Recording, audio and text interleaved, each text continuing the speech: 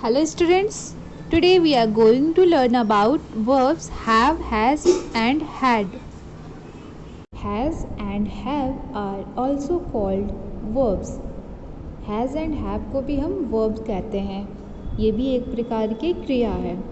Like verbs also tell us what a person, animal or thing has or possesses.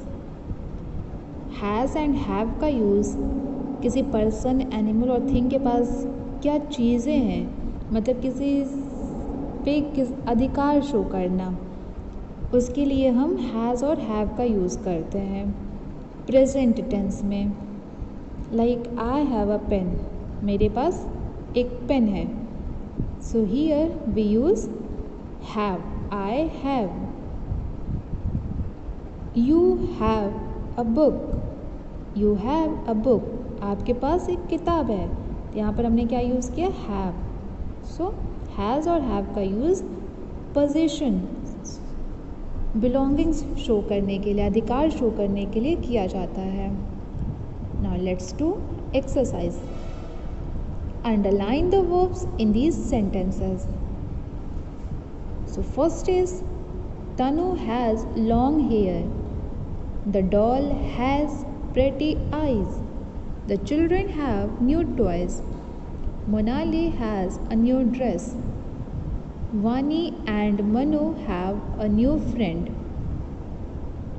The room has many windows. The book has interesting stories. The spider has 8 legs. We have a holiday tomorrow. He has a little sister. So students, here you have to underline the verbs like has and have. और ये सारे sentences में has और have क्या show कर रहे हैं? Possession show कर रहे हैं, belongings शो कर रहे हैं. Like Tanu has long hair. तनु के पास लंबे बाल हैं.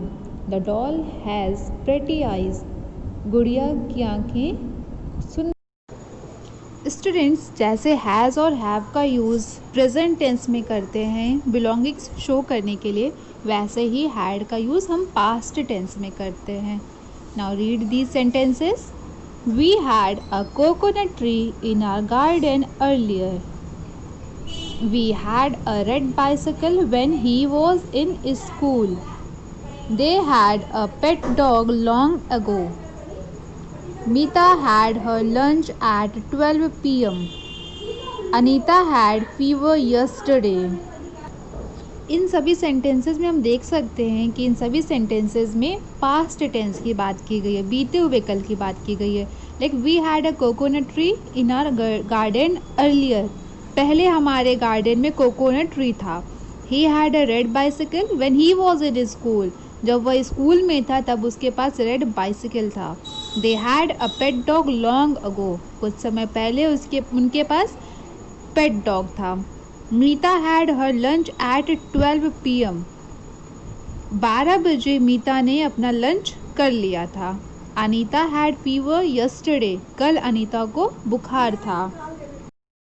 Let's do some more exercises. Choose the correct words from the brackets.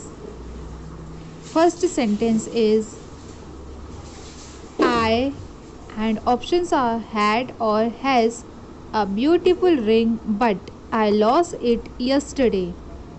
Next, Minnie has or have a sweet smile. They have or has a little puppy in their house. Last night we had or has a party at our house. I have or has a new pencil box. Vinod and Shalini have or has a new teacher. These houses have or has no electricity supply. The baby has or have a chocolate in its hand. So students, you have to read the sentences carefully. जहाँ पर आपको लगे कि ये past tense में है तो वहाँ पर हैड को हम सर्कल करेंगे, और जब प्रेजेंट टेंस है तो वहाँ पर हैज़ और हैव को सर्कल करेंगे. लेकिन हैव और हैज़ कब सर्कल करेंगे? जब सिंगुलर नाउन हो सब्जेक्ट तब हैज़, और प्लूरल सब्जेक्ट हो, सब्जेक्ट प्लूरल हो तब have. Next, fill in the blanks with had, has or have. You have to complete these sentences by filling had, has or have. First is, an octopus dash 8 legs. They dash a library in their house. She dash a new dress for her doll. I dash a pink umbrella. We dash a garden in our new house. Vinith dash fever yesterday. A year dash 12 months. Jeet and Mona dash a new pet dog. When she was young, Grandma dash a sweet voice. Last year we dash a grand party at Christmas. Sentence पढ़ेंगे. इसमें अगर आपको लगे कि ये past tense की बात हो रही है इसमें, तो वहाँ पर आप हैड यूज़ करेंगे, और प्रेजेंट टेंस है तो हैज़ और हैव यूज़ करेंगे. सिंगुलर सब्जेक्ट है तो हैज़, और प्लूरल सब्जेक्ट है तो have.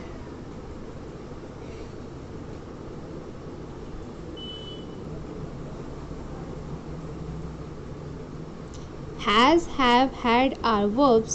They show what a person, animal or thing possesses.